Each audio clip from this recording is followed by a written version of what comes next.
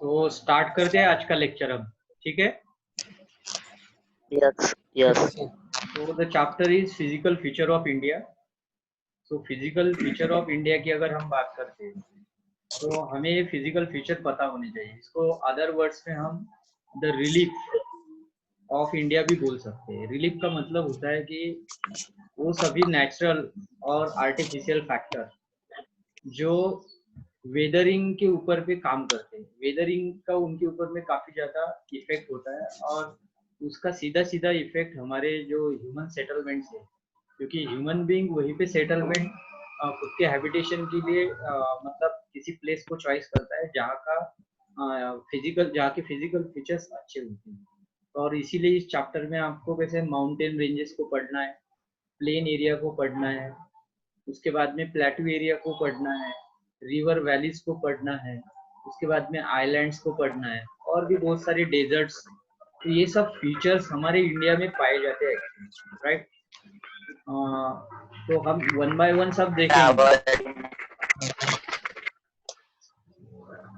अपना mic please mute कीजिए, okay. मुझे डिस्टर्ब हो रहा है और बाकी लोगों को भी डिस्टर्ब हो रहा है शायद, तो प्लीज माइक बंद कीजिए आप।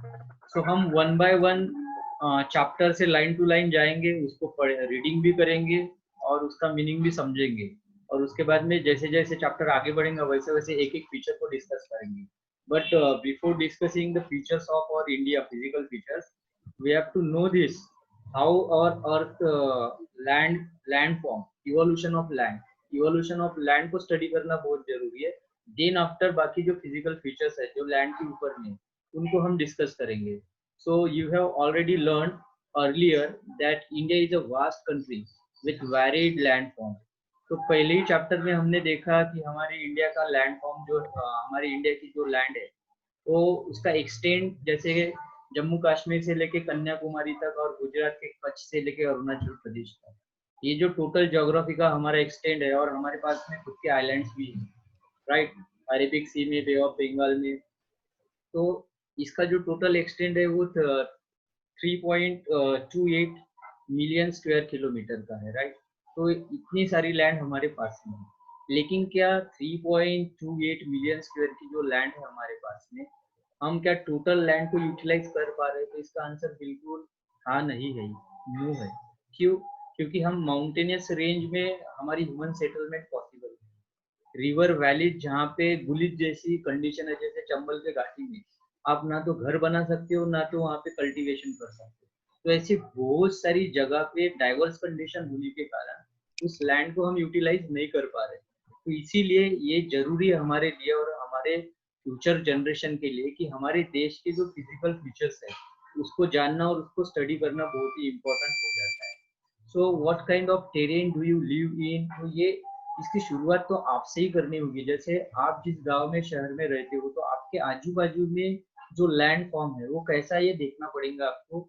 अगर उसको ऑब्जर्व करते हो तो आप पूरे कंट्री को कंपैरिजन कर सकते हो आपके गांव और टाउन सिटी से, राइट। क्योंकि अगर आप आपके गांव के आजू बाजू में, आपके सिटी के आजू बाजू में, टाउन के आजू बाजू में देखोगे तो आपको बहुत सारा प्लेन एरिया दिखेगा जहाँ पे बहुत सारे फील्ड एरिया देखेंगे जहाँ पे फार्मिंग एक्टिविटी, एग्रीकल्चर एक्टिविटी चल रही है। तो कुछ एरिया ऐसा भी दिखेगा जहाँ पे कमर्शियल एक्टिविटी चल रही है। कुछ एरिया में जैसे मैन्युफैक्चरिंग एमआईडीसी के यूनिट्स लगे होंगे, तो कुछ एरिया में हिल स्टेशन होंगे, तो कुछ एरिया में माउंटेन्स वगैरह होंगे, रिवर्स होंगे, रिवर वैलीज होंगी, फॉरेस्ट भी हो सकता है। अभी ये जरूरी नहीं कि ये सब जो चीजें मैंने काउंटिंग की यहाँ पे वो हर जगह पे। तो इसी को बोलते हैं physical features of that place, right. और लोग क्या करते हैं, वो फिजिकल फीचर्स को देखते हैं कि ह्यूमन सेटलमेंट के लिए जहाँ पे मतलब एम्प्लॉयमेंट हो सके, जहाँ पे आना जाना आसानी से हो सके, मतलब ट्रांसपोर्टेशन की जहाँ पे फैसिलिटी, तो ये सब चीजें जहाँ पे होती है वहीं पे ह्यूमन सेटलमेंट की संभावना होती है और लोग वही करते हैं। So that's why you need to first check a kind of terrain जहाँ पे आप सर्वाइवल करते हो, right. So if you live in the plains you are familiar with the vast stretches of plains land. अगर आप plain area में रहते हो तो बहुत सारे स्ट्रेचेस मिल जाएंगे जहाँ पे फार्मिंग एक्टिविटीज वगैरह चलती है, कमर्शियल एक्टिविटीज चलती है। इन कंट्रास्ट इसके ठीक उल्टा, अगर if you live in the hilly region, the rock terrain with the mountains and valleys are common features. Mountain वाले एरिया में ये सब होता है, वैली वाली सिचुएशन डिप्रेशन होती है, पेरिनियल सीजनल रिवर्स वहां से निकलती है, ओरिजिनेट होती है। तो ऐसे डाइवर्स कंडीशन में आपको ये सब फीचर्स नहीं देखने को मिलेंगे जहाँ पे हम ह्यूमन सेटलमेंट की बात करते हैं, एग्रीकल्चर नॉन एग्रीकल्चर एक्टिविटीज की बात करते हैं। I request again to stop your mics, okay, let me finish first. उसके बाद में our country has the practically all major physical features of the earth. अगर हमारे कंट्री की बात करें, जैसे कि मैंने बताया, यहाँ पे mountain, plain, deserts, plateau, island सब चीजें हैं। और हम लकी भी है क्योंकि दुनिया के बाकी कंट्रीज की जब हम बात करते हैं तो ये सब फीचर्स उसमें नहीं पाए जाते। मैं ये नहीं बोल रहा हूँ कि मतलब इंडिया ही ऐसी एक कंट्री है कि जहाँ पे ये सब फीचर्स पाए जाते हैं, बाकी और भी कंट्री है, लेकिन उनमें हमारा इंडिया है। और इसी के कारण इंडिया बहुत ही ज्यादा सुंदर हो जाता है। आप बोल सकते हो कि नेचुरल ब्यूटी यहाँ पे एंजॉय करने के लिए बहुत ज्यादा है। So you must be wondering how these physical features have been formed. We will learn more about major physical features of India and how they have been formed. We find different types of rocks. Some are very hard like marble, which has been used for the making the Taj Mahal. जैसे जबलपुर के पास में चले जाइए आप, तो वहाँ पे granites वगैरह जैसे रॉक्स आपको बहुत ज्यादा मिल जाएंगे। And some are very soft like the soap stone which is use in the making talcum powder, right. जो आपके घर में टैल्कम पाउडर होता है वो भी रॉक से ही बनता है, तो ये रॉक बहुत ही सॉफ्ट टाइप के होते हैं। तो इस टाइप का वेरिएशन आपको आपके इंडिया के लैंड फॉर्म में दिखेगा। अलग अलग रीजन में अलग अलग टाइप के आपको रॉक्स देखने को मिलेंगे। The colour of soil varies from one place to the other because soil is form out of the different types of rock. So देखिए, जो सॉइल है, लैंड के ऊपर में जो टॉप लेयर होती है वो सॉइल की होती है, और सॉइल से ही नेचुरल वेजिटेशन को सपोर्ट मिलता है, ऑर्गेनिज्म को भी सपोर्ट मिलता है, और ये एक नेचुरल रिसोर्स है, राइट। सो जब हम सॉइल की बात करते हैं तो हमारे इंडिया के अलग अलग स्टेट्स में, अलग अलग रीजन में अलग अलग पैटर्न की सॉइल आपको देखने को मिलती है। और ऐसा क्यों है? क्योंकि ये जो सॉइल फॉर्म होती है, तो सॉइल फॉर्म तभी होती है जब वेदरिंग के कारण जो रॉक्स होते हैं, राइट, वेदरिंग के कारण जो रॉक्स होते हैं, तो उन रॉक्स का क्या होना शुरू हो जाता है? इरोजन होना शुरू हो जाता है, वो रॉक्स टूटने लगते हैं। when the rocks are broken into a fine powder and some organic and inorganic material mix with this fine powder, it goes through a long process, और thousands of millions of years के बाद में एक layer बनती है जो few centimetre की होती है, जिसको हम सॉइल बोलते हैं, राइट। तो जैसे डेक्कन ट्रैप को देख लो आप, यहाँ पे ब्लैक सॉइल है, इसका रीजन क्या है? डेक्कन ट्रैप में बसाल्ट रॉक पाया जाता है। जो मैग्मा होता है हमारी मेंटल से, मैग्मा जब और क्रस्ट के बाहर निकलता है और वो फैल जाता है, बाद में ठंडा होता है, वेदरिंग के कारण टूटने लगता है, ऑर्गेनिक इनऑर्गेनिक मटेरियल उसमें मिक्स हो जाता है, and then after the soil is form. और बेसिकली बाय डिफॉल्ट उसमें आयरन वगैरह होता है, राइट, मैग्नीशियम होता है। तो इसके कारण वो जो ब्लैक सॉइल होती है काफी क्या होती है, फर्टाइल होती है, जो कॉटन के लिए बहुत फेमस है। तो जैसे अगर आप नदर्न प्लेन, हरियाणा की बात करोगे, पंजाब की बात करोगे, या फिर राजस्थान के नॉर्थ वेस्ट वाली साइड ले लो आप, उत्तराखंड का कुछ साउथ वाला हिस्सा ले लो, या यूपी वाला हिस्सा ले लो, वेस्ट बंगाल, बिहार, उसके बाद में आसाम, या ईस्ट कोस्ट लाइन, यहाँ पे आपको एल्यूअल सॉइल देखने को मिलेंगे। आप आपका माइक बंद कीजिए please, all of you turn off your mic, all of you turn off your mic. I can't properly deliver to you, okay, that's why you have to totally turn off your mic, okay. So India is a large landmass, right, formed during the different geological period which has the influence her relief. तो India का इतना बड़ा जो मतलब land mass जो है, तो ये ऐसे ही अपने आप फॉर्म नहीं हुआ है, इसके लिए बहुत मतलब लाखों सालों से ये एक प्रोसेस चल रही थी, और उसके बाद में ये हुआ। तो ये ऐसा हम किस आधार पे बोल सकते हैं? तो अल्फ्रेड वेगनर के बारे में लास्ट टाइम मैंने आपको बताया था कि बहुत सारे जियोलॉजिस्ट ने कुछ थेरीज रखी है, उस थेरीज के आधार पे हम ये सब चीजें बोल सकते हैं कि इंडिया का जो लैंड मास है, ये जो लैंड मास है तो वो कैसे फॉर्म हुआ, क्यों हुआ, ये सब देखने वाले हैं हम लोग। So here we can say that what a number of processes such as the weathering, erosion, and deposition have created and modified the relief to its present form. So this is very important line. अगर आपको पूछा जाए कि आज के जो relief form है, right, तो इसमें जो चेंजेस होते हैं तो वो किसके कारण होते हैं, तो इसका आंसर यही है कि वेदरिंग, और वेदरिंग के कंपोनेंट कौन कौन से हैं, जैसे टेम्परेचर हो गया, रेनफॉल हो गया, विंड हो गया, या आइसबर्ग्स वगैरह हो गए, या रिवर फ्लो वगैरह हो गया, तो ये सब वेदरिंग में आता है। तो इनके कारण लैंड का क्या होता है, इरोजन होता है, डिग्रेडेशन भी होता है, राइट। सो और डिपोजिशन भी होता है, जिसको डीन्यूडेशन बोलते हैं। डीन्यूडेशन का मतलब क्या होता है कि लैंड के ऊपर में अलग अलग ऑर्गेनिक या इनऑर्गेनिक मैटर की लेयर मतलब डिपॉजिट होना, उसको बोलते हैं डीन्यूडेशन या डिपोजिशन, राइट। और इरोजन का मतलब क्या होता है, जब सॉइल की जो टॉप लेयर होती है वो वॉश डाउन हो जाती है बिकॉज ऑफ वाटर या तो फिर विंड या कोई भी एक्सटर्नल फैक्टर हो सकता है। तो इसके कारण ये जो रिलीफ होते हैं हमारे किसी भी मतलब वर्ल्ड के किसी भी पार्ट में, तो इनमें चेंजेस देखने को मिलते हैं, लेकिन ये चेंजेस बहुत मास लेवल पे नहीं होते, धीरे धीरे होते, ग्रेजुअल होते, स्टेडी होते, लेकिन होते जरूर है। So our scientists have attempted to explain the formation of physical feature. तो जो अर्थ की स्टडी करने वाले जो जियोलॉजिस्ट है, उन लोगों ने इसके अलग अलग कारण बताने की कोशिश की है कि ये माउंटेन कैसे फॉर्म होते हैं, या हिल कैसे फॉर्म होते हैं, या प्लेट्यू कैसे फॉर्म होते हैं, या फिर प्लेन कैसे फॉर्म होते हैं, रिवर कहाँ से ओरिजिनेट होती है, कहाँ जाके ड्रेन होती है, तो इसके अलग अलग कारण बताए। तो सबसे पहले यहाँ पे जो थ्योरी मतलब रखी है, तो उस काफी फेमस थ्योरी है, theory of plate tectonics.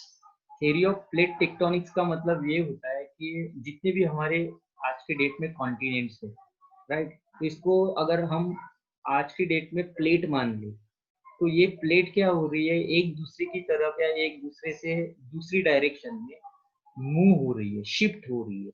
The shifting of continent, in other words you can, आप याद रख सकते हो इस बात को कि shifting of what, plates towards और अवे फ्रॉम ईच अदर। तो इस मूवमेंट को एक्चुअली हम क्या बोलेंगे, theory of plate tectonics.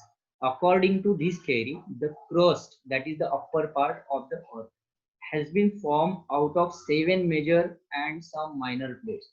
This is also another very important point कि ये जो थ्योरी है, थ्योरी ऑफ प्लेट टेक्टोनिक्स, इसके अकॉर्डिंग जो हमारी अर्थ की क्रस्ट है वो 7 मेजर प्लेट्स में और सम माइनर प्लेट्स में क्या है, आपको डिवाइड देखने को मिलती है।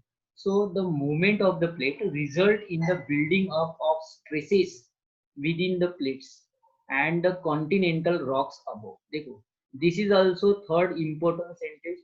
ये जो मूवमेंट हो रही है प्लेट की, जो कॉन्टिनेंट्स है, सब कॉन्टिनेंट्स है, राइट, तो उसकी वजह से इस लैंड फॉर्म के ऊपर में जो बाकी रिलीफ है, फीचर्स है, उसके ऊपर में भी एक ट्रेस क्या होती है, जनरेट होती है, राइट। और ये स्ट्रेस जनरेट होने के कारण आगे जाके क्या क्या होता है, कभी फोल्डिंग फोल्डिंग देखने को मिलता है आपको, तो कहीं पे फॉल्टिंग देखने को मिलता है, तो कहीं पे वोल्केनिक एक्टिविटी आपको देखने को मिलता है। जैसे मैंने लास्ट लेक्चर में इसके बारे में बताया था आपको, तो इसको और भी डिटेल में हम देखने की कोशिश करेंगे। यहाँ पे मैं इंटरनेट से कुछ पिक्चर भी दिखाऊंगा आपको ऑनलाइन, उसको भी अच्छे तरह से देखना है। अगर पॉसिबल नहीं हुआ इंटरनेट कनेक्टिविटी में, तो आप खुद अपने मन से देखना है और इस कॉन्सेप्ट को क्लियर करना है। तो फोल्डिंग का मतलब, जैसे हम किसी चीज को फोल्ड करते हैं, तो जब दो प्लेट एक दूसरे से क्या होती है, कोलाइड होती है, उसकी टक्कर हो जाती है, एक प्लेट दूसरे प्लेट के साथ में टक्कर होने के कारण क्या होगा, टूटने लगेंगी। और दो चीज जब एक दूसरे के साथ में टकराती है, तो बहुत सारा मटेरियल उसमें से क्या निकलता है, बाहर निकलता है, टूटने लगता है, तो वहां पे फोल्ड जैसी सिचुएशन बन जाती है। तो जनरली इस कंडीशन से माउंटेन रेंज वगैरह फॉर्म होती है। तो हमारी इंडिया के नॉर्थ साइड में जो हिमालय माउंटेन रेंज है, वो फोल्डिंग टाइप का एक एग्जाम्पल माना जाता है। तो वहाँ पे अगर देखोगे आप, तो ग्रेटर हिमालय, लोअर हिमालय, शिवालिक, झांसकर, ये सब रेंज दिखेंगे आपको, जो फोल्डिंग की वजह से क्या हुई है, क्रिएट। और ये सबसे यंग माउंटेन है दुनिया का। आज भी ये माना जाता है कि हमारा जो हिमालयन माउंटेन रेंज है, और उसकी हाइट मतलब ईयर बाय ईयर क्या हो रही है, माइनर लेवल पे इंक्रीज हो रही है। इसका मतलब ये है साफ साफ कि हमारी जो इंडियन प्लेट है, वो यूरेशियन प्लेट ऊपर वाली जो अंगारा लैंड से, मतलब लास्ट टाइम बताया था अंगारा लैंड के बारे में मैं, अंगारा लैंड से जो अलग हुई है यूरेशियन प्लेट, उस यूरेशियन प्लेट के नीचे हमारी प्लेट क्या हो रही है, दस रही है। मर्ज हो रही है, और उसके कारण जो हिमालय माउंटेन रेंज है ऊपर वाले साइड की, तो वो यूरेशियन प्लेट का एक्चुअली हिस्सा, ये भी याद रखना है। हम ये नहीं बोल सकते कि वो हमारे प्लेट का हिस्सा है करके, तो वो क्या हो रहा है, अपराइज हो रहा है, तो ये कारण आपको याद रखना है।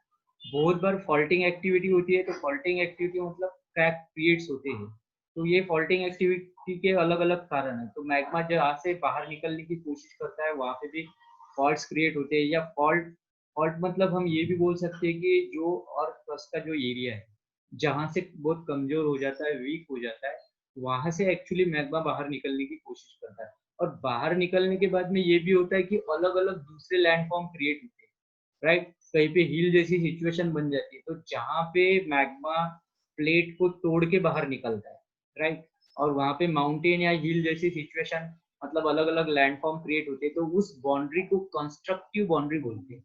ये याद रखना है, क्या बोलते हैं, कंस्ट्रक्टिव बाउंड्री।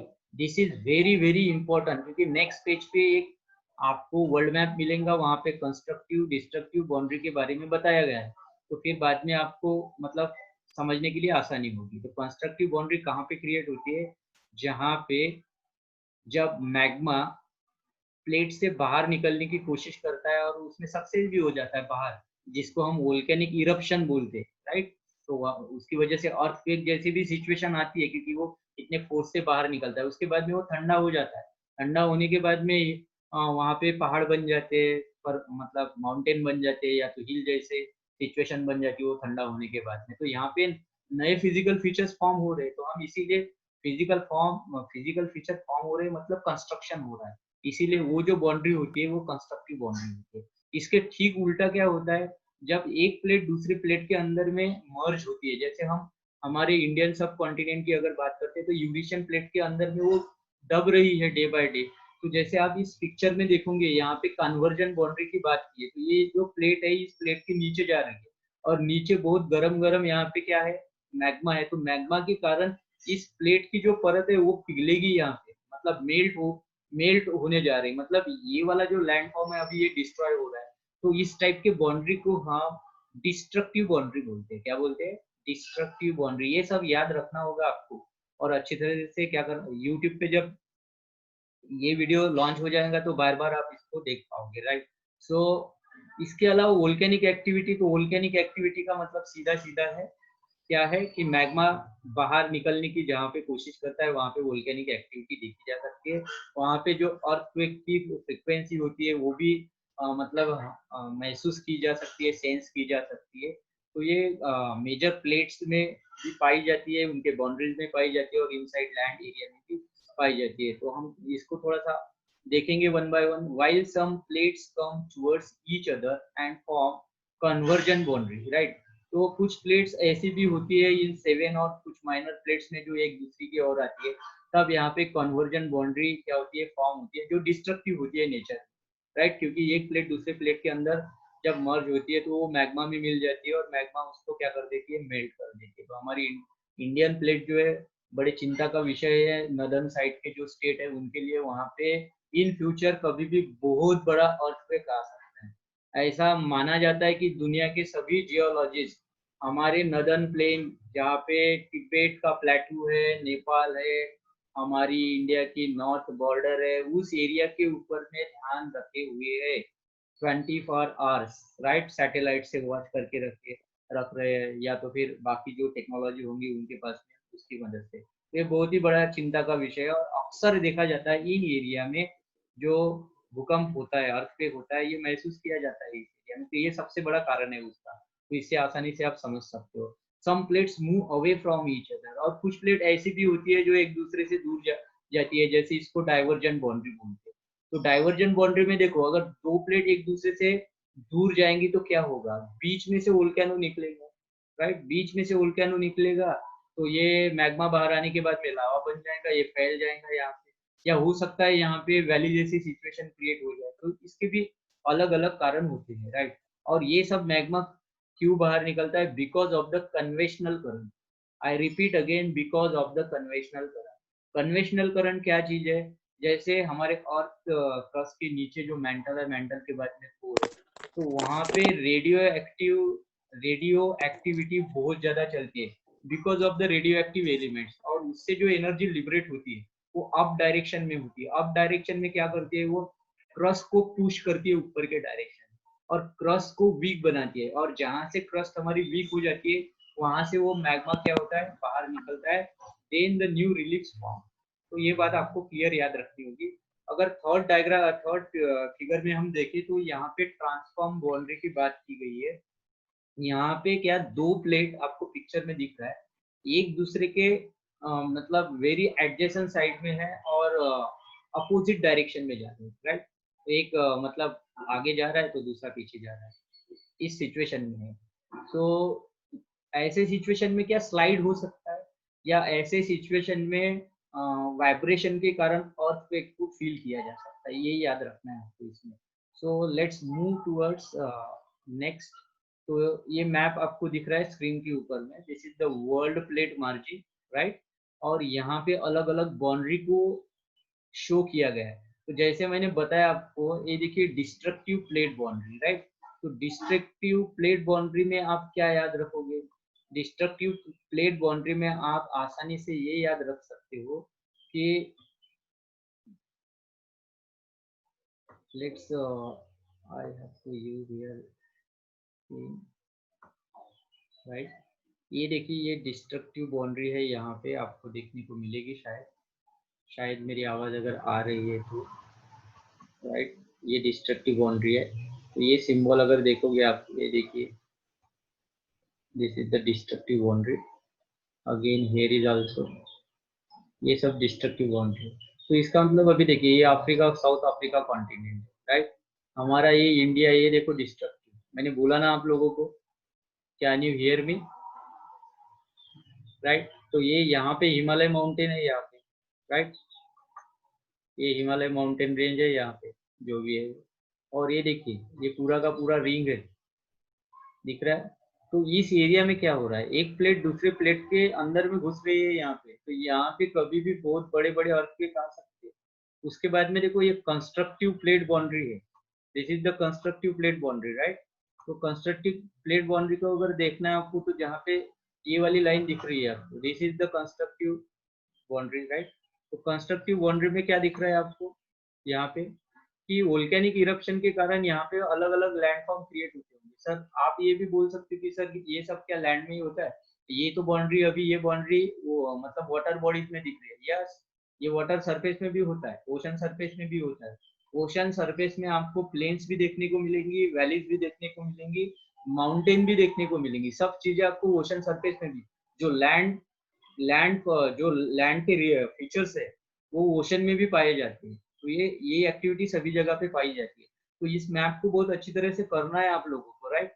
और डायरेक्शन ऑफ प्लेट मूवमेंट भी शो किया है कि ये वाली प्लेट किस डायरेक्शन में जा रही है, ये देखिए, और ये वाली प्लेट किस डायरेक्शन, तो यहाँ पे अफ्रीकन प्लेट आज भी ये यूरेशियन प्लेट की डायरेक्शन में जा रही है, ये देखिए यहाँ से इस डायरेक्शन में आपको जाती हुई दिखेंगी ये, राइट। और हम इस यूरेशियन प्लेट पे, ये माउंटेन है, तो ये पहले जो हमारा ये इंडिया है, दिस इज और इंडिया, ये और ये अफ्रीका, राइट। अफ्रीका का पहले ये पार्ट हुआ करता था, तो उसको हम गोंडवाना लैंड, आप गोंडवाना लैंड में एक्चुअली कौन कौन थे, ये आज का जो अफ्रीका कॉन्टिनेंट है, ऑस्ट्रेलिया है, मेडागास्कर है, मालदीव है और इंडिया है, ये सभी कंट्री मिला के पहले हमारा कॉन्टिनेंट हुआ करता था गोंडवाना कॉन्टिनेंट।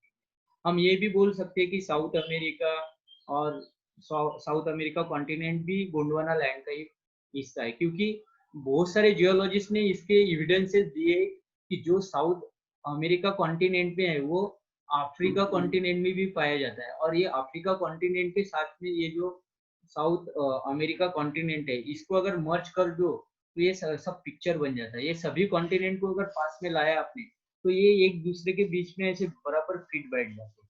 ये किसने कहा था, ये अल्फ्रेड वेगनर ने कहा था। उन्होंने अपनी जो थ्योरी रखी थी प्लेट टेक्टोनिक्स वाली, उन्होंने जो बोला था कि पहले हमारे अर्थ के ऊपर में एक ही कॉन्टिनेंट हुआ करता था, जिसका नेम उन्होंने बताया था कि पेंजिया था, या पेंजिया उन्होंने नॉमिनेट किया होगा। तो ये भी बताया था कि उस कॉन्टिनेंट के सराउंडिंग में जो एक ही सिर्फ ओशन था, जिसको पैंथालासा बोला गया था। उसके बाद में नॉर्थ पोल और साउथ पोल के फोर्स ऑफ अट्रैक्शन के कारण ये दो हिस्सों में बट गया था, जिसको अंगारा लैंड और गोंडवाना लैंड बना। बोला गया था। तो नॉर्थ पोल ने अंगारा लैंड को अपनी तरफ खींचा था और साउथ पोल ने गोंडवाना लैंड को अपनी तरफ खींचा था। लेकिन कुछ बाद में जो जियोलॉजिस्ट आए उन्होंने इस थ्योरी को गलत साबित कर दिया कि उन्होंने ये जरूर बोला कि ये टुकड़े तो हुए थे लेकिन फोर्स ऑफ अट्रैक्शन के कारण नहीं हुए थे, क्योंकि पोल के पास में इतना ज्यादा फोर्स नहीं है कि वो इसके दो टुकड़े कर दे, राइट।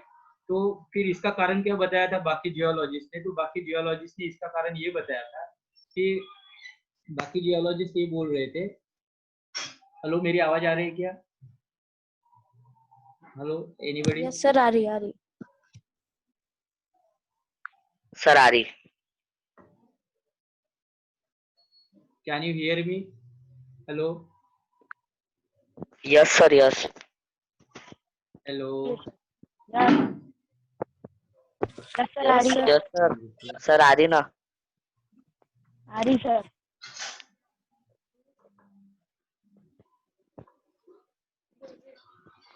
राइट। सो उन्होंने कारण क्या बताया था? उन्होंने कारण वही बताया था जो मैंने बताया आपको, कन्वेंशनल करंट। मतलब मैंने उनके बाद में बताया, sorry.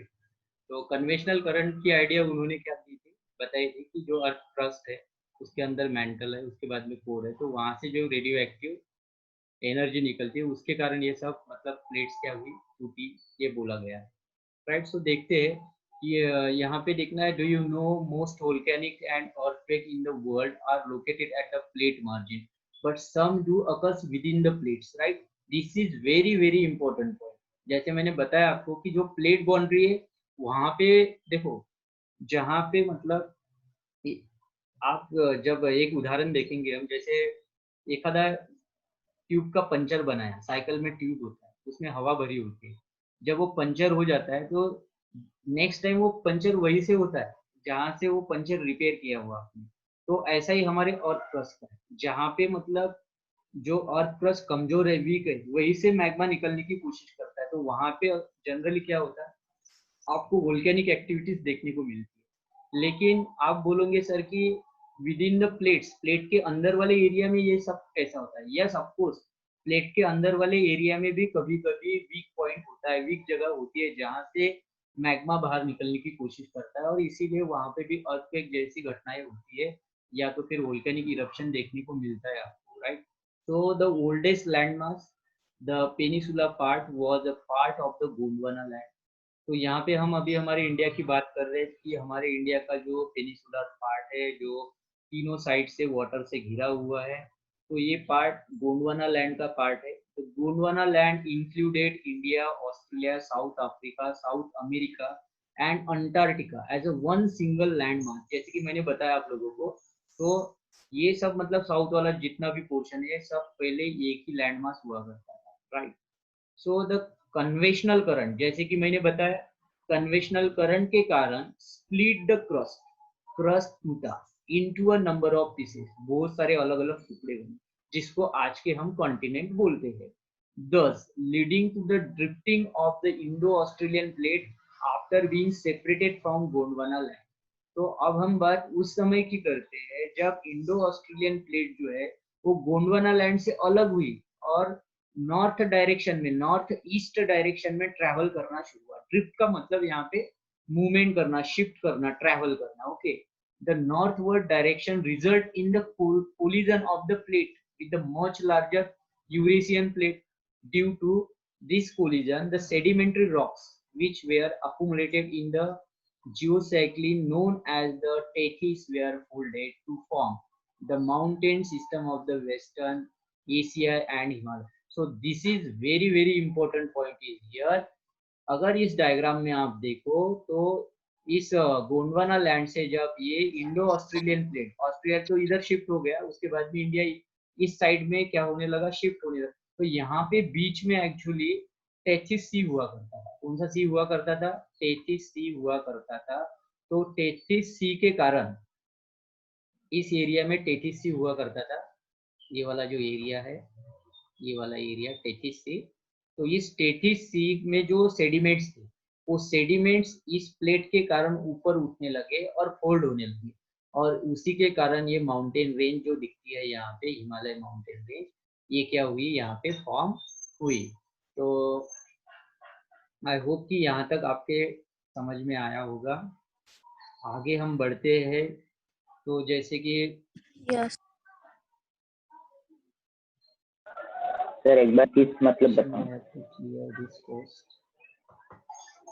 we are not actually habitual of this software. Okay. So the Himalayan uplift out of the TGC and subsidence of the northern flank of the peninsular plateau resulted in the formation of a large basin. In due course of time, this depression gradually got filled with deposition of sediments by the river flowing from the mountains in the north and the peninsular plateau in the south. तो अभी देखिए कि यहाँ पे एकदम से plane तो मैदानी जो हिस्सा है वो फॉर्म नहीं हुआ, इसके लिए थाउजेंड्स ऑफ लाखों साल लगे। तो पहले तो सेडिमेंट्स ऊपर उठने लगे, प्लेट हमारी नीचे नीचे दब रही है, उसके कारण टेटीसी पूरी तरह से क्या हुआ, वहाँ वहाँ के सेडिमेंट्स ऊपर उठने लगे, जिसकी वजह से वहाँ पे हिमालय माउंटेन रेंज का निर्माण हुआ। उसके बाद में जब ये हिमालय माउंटेन रेंज ठंडी हो गई, ऐसा बोलेंगे हम यहाँ पे, या माउंटेन रेंज में कन्वर्ट हो गई, उसके बाद में कुछ सालों के बाद में यहाँ पे बिकॉज ऑफ वेदरिंग रिवर्स निकलने लगी, रिवर्स ओरिजिनेट होने लगी, और वो रिवर्स अपने साथ में ऑल्यूम को क्या करके लाई, फ्लो डाउन करके लाई। तो ये ऑल्यूम वहाँ पे डिपॉजिट हुआ, और ऐसा चलते चलते कुछ दिनों के बाद में ये जो टेथिस सी था वो पूरी तरह से भर गया, और वहाँ पे आज का जो हमारा नदर्न प्लेन है वो खड़ा है वहाँ पे। तो ये बात आपको समझनी होगी। द लैंड ऑफ इंडिया, और साथ साथ में इतना ही नहीं कि नॉर्थ साइड मतलब माउंटेन रेंज है वहीं से रिवर निकली, तो हमारा जो सेंट्रल हाईलैंड है जहाँ पे हम बात करते अरवली माउंटेन रेंज है, उसके बाद में एमपी यूपी के बॉर्डर के ऊपर में, या एमपी में कौन सी माउंटेन रेंज है, सतपुड़ा माउंटेन रेंज है, या उसके ऊपर में कौन सी माउंटेन है, विंध्या माउंटेन रेंज है। तो वहां से भी सेंट्रल हाईलैंड से भी रिवर्स निकली, तो दोनों साइड से रिवर्स निकली और वो सेडिमेंट डिपॉजिट होने लगे, और उसके कारण वो क्या हुआ, पूरी तरह से वो फील हो गया, और आज आपको आज के डेट में नदर्न प्लेन्स वहां पे देखने को मिलते हैं। So the peninsular plateau constitute the one of the ancient land message on the earth surface, और इसीलिए बोला जाता है कि ये जो हमारा पेनिसुलर प्लेट्यू है, तो ये बहुत ही मतलब प्राचीन एक प्लेट्यू है, लैंड मास है, बहुत पुराना है, और इसीलिए जियोलॉजिकल डिपार्टमेंट ऑफ इंडिया या वर्ल्ड का कोई भी जियोलॉजिकल डिपार्टमेंट ऐसे लैंडमार्क्स को स्टडी करने की कोशिश करता है, क्योंकि इससे काफी ज्यादा चीजें पता चलती है। It was suppose to be one of the most stable land block the Himalayas. Hello,